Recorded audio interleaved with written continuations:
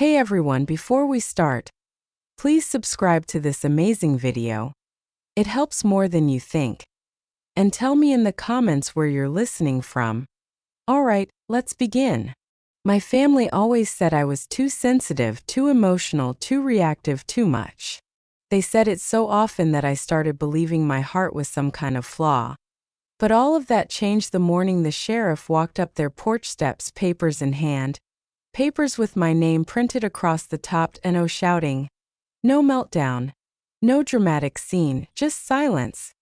The kind that feels like something snapping underfoot. But I didn't argue.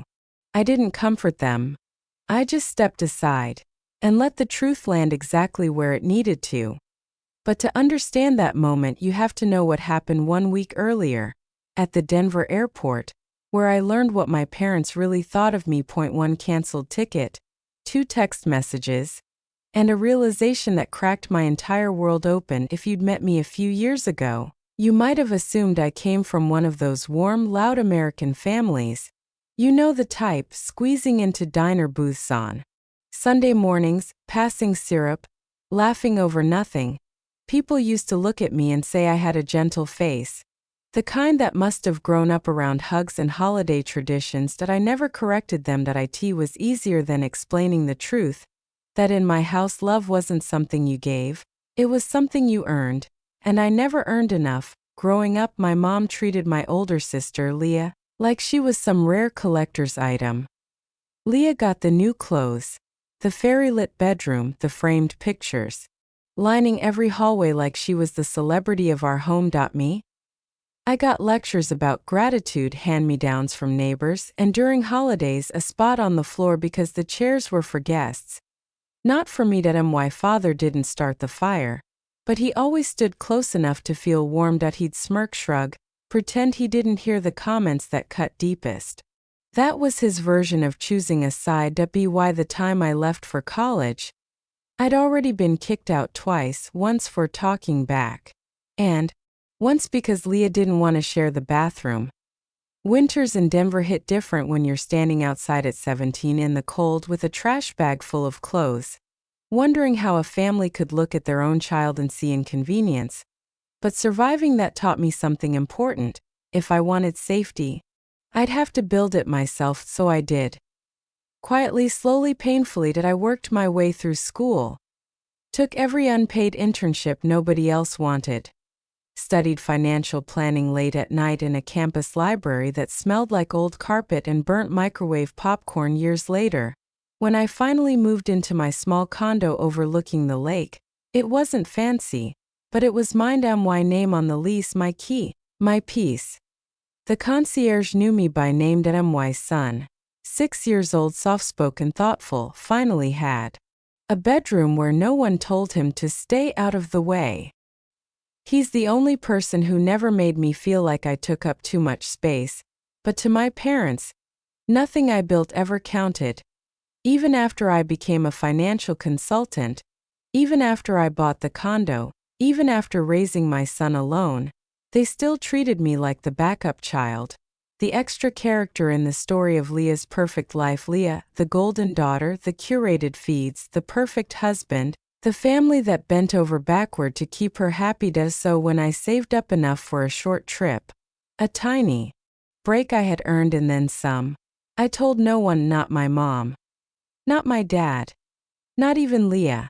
Just a few quiet days, where no one could reach me, demand from me, diminish me. That was all I wanted. But secrets, they don't last long in my family, and the moment my mother found out I was leaving town, everything started to unravel. The morning of my trip felt strangely calm.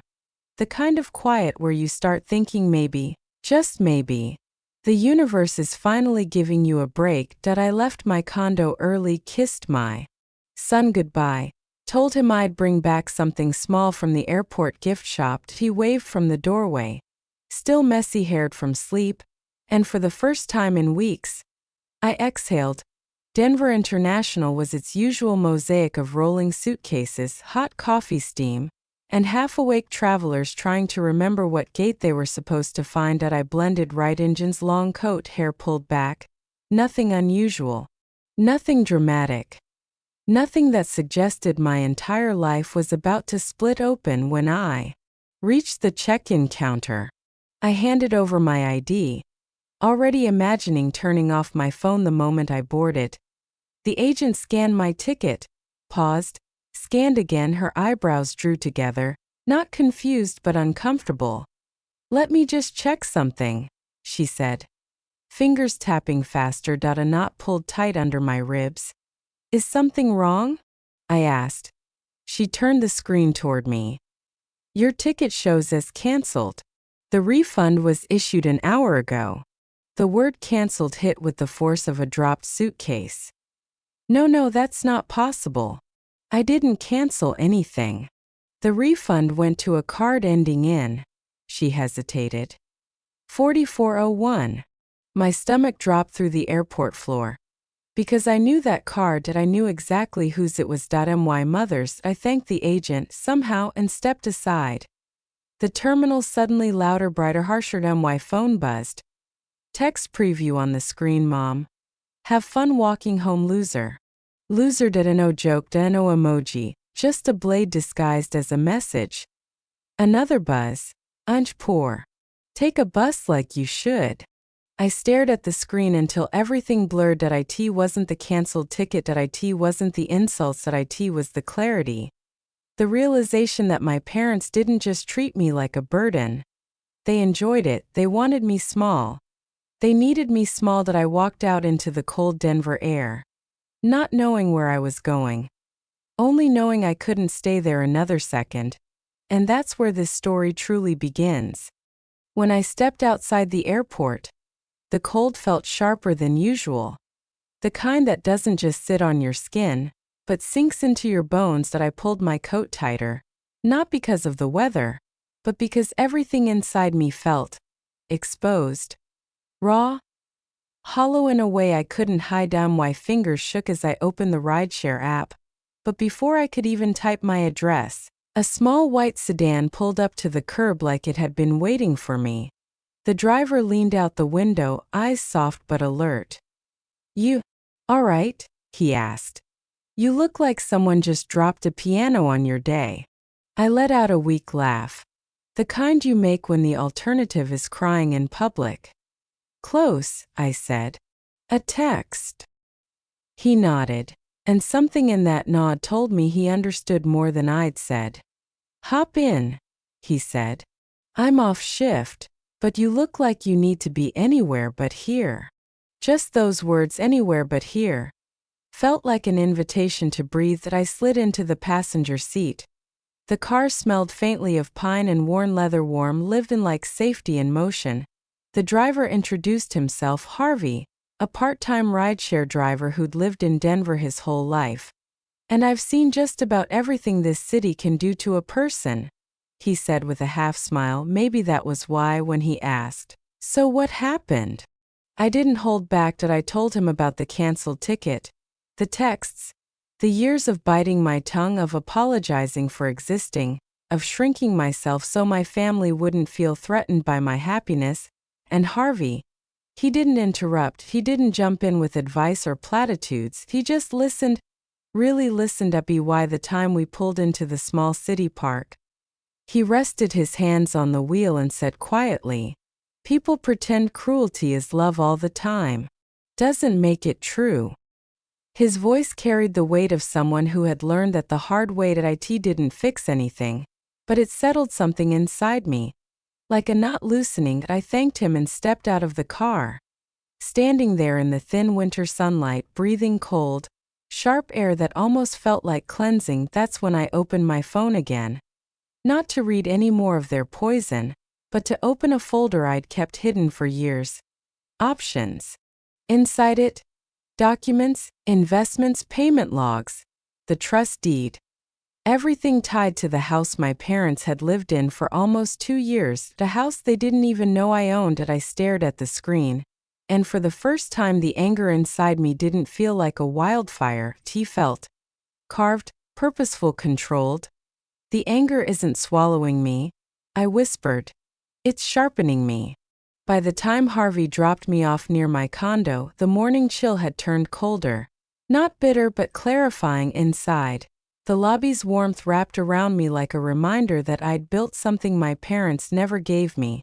Stability. At a place where no one controlled the temperature of my peace. I hung my coat, sat at my kitchen table, opened my laptop. The folder labeled options sat in the corner of my desktop like a quiet secret. A secret I suddenly understood the value of more than ever. I clicked it open, and the screen filled with years of my life they never cared to ask about. Heavy checkmark invoices, heavy checkmark monthly payments, heavy checkmark investment notes, heavy checkmark legal documents, heavy checkmark the trust deed with my name in bold. Every page felt like a reminder. I had built a life from nothing, from scraps, from pain they thought would break me. They spent years calling me the poor one, the backup daughter, the burden, and the whole time, I was the one paying their rent. The irony tasted bitter. But something still wasn't sitting right. A feeling, a whisper, something telling me there was more. So I opened another folder. Point one I never intended to use. A set of voice recordings. I'd left a tiny baby monitor in my bag the last time I was at their house. Not because I was spying, but because I didn't trust leaving my belongings alone. When I clicked play, their voices filled my quiet kitchen. Mom. She thinks she's better than us. Cancel it. Teach her a lesson. Dad. She can take the bus. She's always so dramatic. Laughter.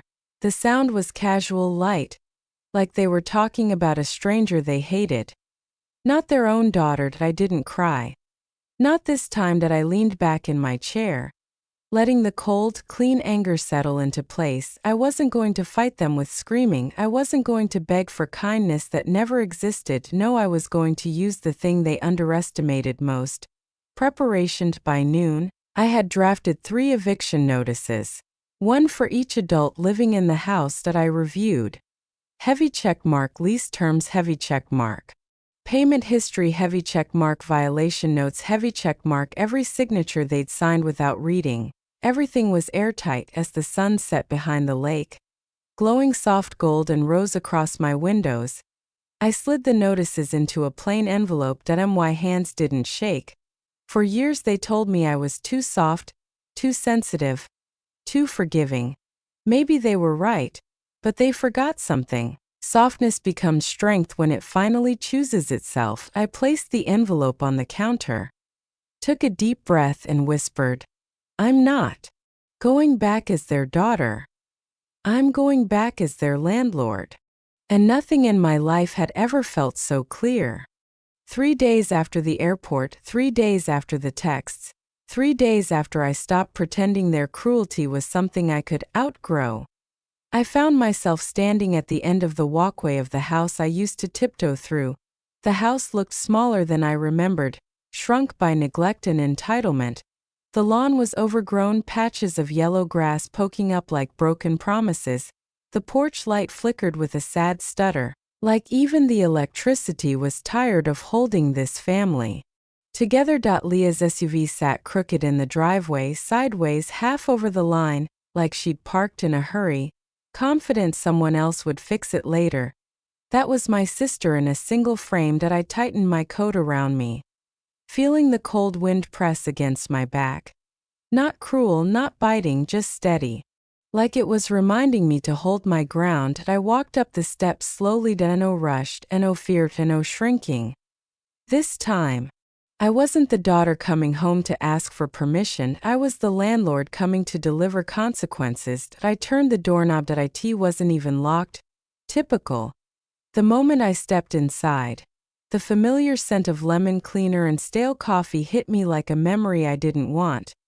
Not nostalgia, just the reminder of a house that always pretended to be clean on the surface while rotting under the weight of denial. My mother sat on the couch scrolling her phone, her expression bored, like her life was one long commercial break. My father stood in the kitchen assembling a sandwich with the seriousness of a surgeon. And Leah was leaning over the kitchen island filing her nails like she was waiting for someone else to entertain her. The scene didn't look like a family. It looked like 3 people who'd never been told no. My mother looked up first. Why are you here? No warmth and no surprise. Just that sharp irritation she saved only for me. My father didn't even look up. Shouldn't you be sulking somewhere? He said. Heard your little trip fell apart. Leah smirked and tapped her nail file against the counter. Yeah, I thought you'd still be crying at the terminal. Did the charity plane leave without you? They laughed, light, careless, like cruelty was their native language. What they didn't notice was the way I stood, shoulders back, chin lifted, voice steady. Not a child they could belittle. Not a daughter begging to be understood. A woman who owned the very floor they were standing on. I set my bag on the hardwood floor, pulled out the plain envelope, and placed it on the counter right in front of Leah. What's that? She asked, not looking up. Your notice, I said simply. All of yours. She blinked. My mother snorted as if the idea was hilarious. Notice for what? Eviction. The room went silent, absolutely still. Even the fridge seemed to stop humming. I placed 3 identical papers in 3 different places, one on the counter, one on the fridge, one on the bottom stair. My father paused mid-chew, walked over, and ripped the one off the fridge. You don't own this house. Actually, I said calmly. I do. He scoffed. My mother folded her arms. We thought that was some management company. It is, I replied. Mine. My father's face darkened, not anger but disbelief. This is ridiculous. You can't evict your own family. I tilted my head. You already did. Twice. Before I turned 20. Leah rolled her eyes. You're being dramatic. You don't have the money to own a house. Interesting theory, I said. Considering I've been paying the mortgage, utilities, and repairs for 2 years, you signed the lease. All of you. My mother stepped forward, voice rising like a storm she thought could intimidate me. This is a joke. You think you can scare us with paper? We raised you. No, I said softly. You controlled me, dismissed me, drained me. And now you're angry because the doormat grew a backbone. My father slammed the eviction notice on the counter. Even if this is real, you don't have grounds. I didn't raise my voice, I didn't argue, I just pressed play. The recording filled the kitchen. Mom's voice. Cancel it. Teach her a lesson. Dad's. She can take the bus. She's always so dramatic. Then the laughter, their laughter, echoing off the tile backsplash like a confession they never expected to face. My mother froze. Leah's smirk evaporated. My father's jaw locked. Leah slammed her hand on the counter. You recorded us? I recorded my property, I corrected. Tenants who violated their lease when they intentionally inflicted emotional harm on the landlord. My mother's face drained of color. Turn that off. I didn't. The recording kept playing. Their voices bouncing around the room like ghosts they couldn't ignore. Leah's voice finally cracked. You can't kick us out. I have kids. Exactly, I said. And yet you made my son sit on the floor last Christmas because you said he wasn't a real cousin. She inhaled sharply. Guilt flickering across her face for maybe the first time in her life. My phone buzzed on the counter. A notification lit up the screen. Payment received from Leah Baxter. She lunged forward. You said rent was delayed. It was, I said. Until you tried to humiliate me for carrying gifts for your children. Her jaw tightened. You're unbelievable. No, irraplia, inconsistent. My father tried again, his voice cracking like old wood. Where do you expect us to go? I gave you 60 days. I looked him in the eyes. You ignored it. You're 3 months behind. And you sent me those texts. I leaned closer. If a landlord got those messages from a tenant, what would happen? He had no answer. Leah snapped. You're punishing us for one joke. That wasn't a joke, I said quietly. It was a confession. My mother grabbed the counter to steady herself. Lucia, be reasonable. Reasonable.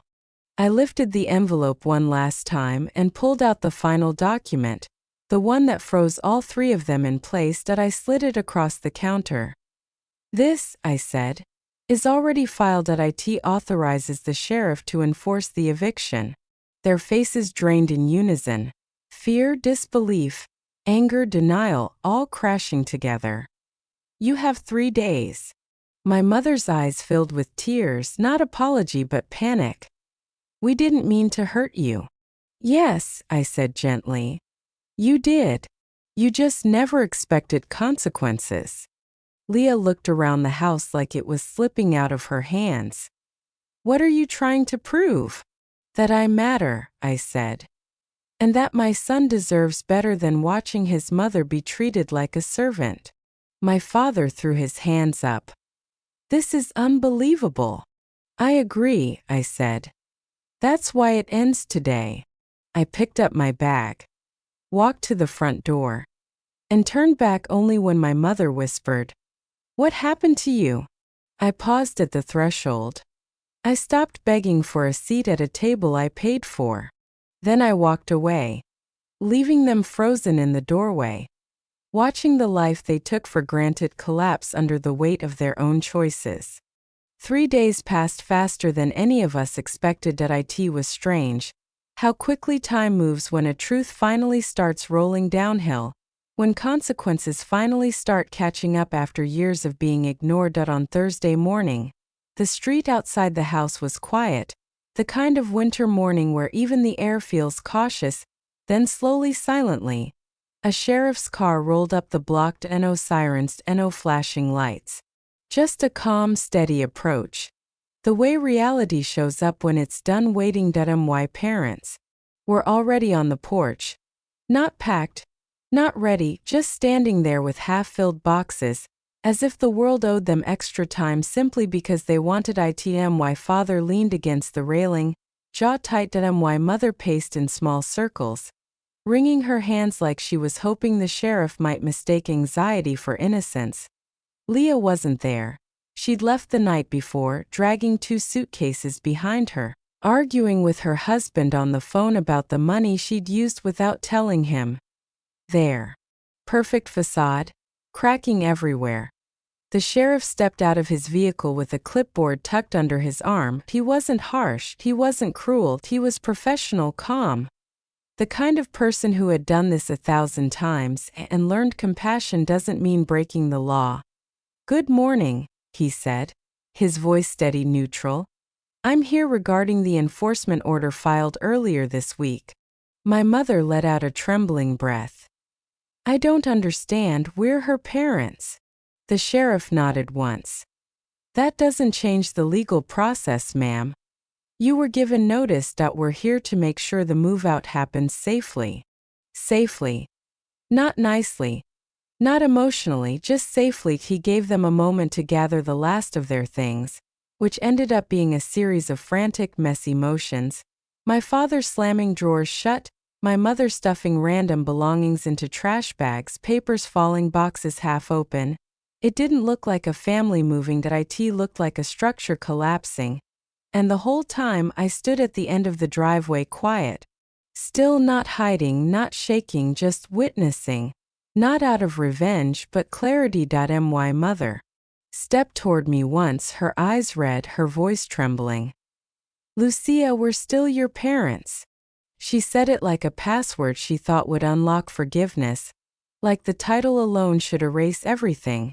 But I stepped back. Not harshly, just firmly. And I'm still the daughter you never protected.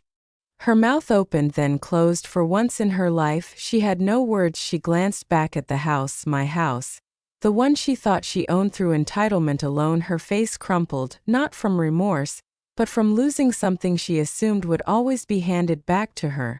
Once the house was cleared out, I walked up the steps, the porch creaking under my feet. The sheriff waited respectfully by the door, giving me space. I handed him a sealed envelope. Please place this inside on the kitchen counter. He nodded. Yes, ma'am. Inside the envelope was a photograph, me and my son, smiling near the lake behind our condo, sunset glowing on his small face. On the back of the photo, in quiet handwriting, I'd written, "This is the family I choose." No anger, no insults, just a goodbye. When the sheriff returned to his vehicle, my parents loaded the last of their things into Leah's SUV. My father slammed the door hard enough to shake the frame. My mother stared at the ground. Neither of them met my eyes. There were no final speeches, no last jabs, no sudden apologies, just silence, heavy and honest. They drove away slowly, as if waiting for me to stop them. But I didn't move. Not an inch, because this time, I wasn't the one holding the weight of the family. I wasn't the peacekeeper, I wasn't the scapegoat, I wasn't the backup daughter. I was simply a mother protecting the life she built from people who didn't know how to love without hurting. When I finally drove back to my condo that evening, the lake outside my window was almost glowing, still quiet. The kind of stillness that feels like a door closing gently behind you. Not slamming, just done. I parked the car and walked up the steps. My son saw me from the window, and the second the door opened, he ran into my arms with all the trust in the world. "Mommy!" His voice full of certainty, full of warmth, full of love that didn't need conditions or approval or permission. I held him close, breathing him in, feeling the peace settle into my bones. The kind of peace you don't realize you've been chasing until you finally touch it. On the kitchen counter, my phone buzzed. A text from Leah. But I didn't open it. I didn't need to, because the canceled ticket, the insults, the laughter, the years of being made small, they all led me here, to the moment I finally chose myself and the family I'm building with my son. A family built on love. Not control, respect. Not hierarchy, healing. Not harm. I didn't just reclaim my home, I reclaimed my peace. My voice. My place in my own life. And for the first time in years, that was enough.